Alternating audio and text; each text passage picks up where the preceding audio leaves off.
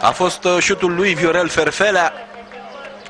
Ce prestație bună a avut Viorel Ferfelea în ultimul sezon al sportului în Liga 1. Mi-aduc de asemenea aminte de un meci,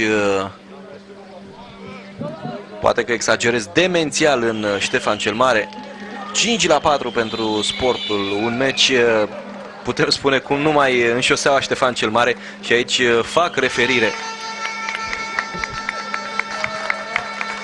Da, o prezență inedită, încerc să văd ce scrie pe banner.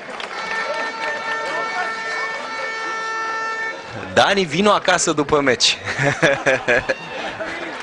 Da, o prezență simpatică, o prezență aplaudată. Nu cred că a fost Dani, vino acasă după meci. Către cine oare se îndreaptă acest mesaj? Nu vreau să fiu rău, mă uit să văd pe lista de jucători cine e Daniel.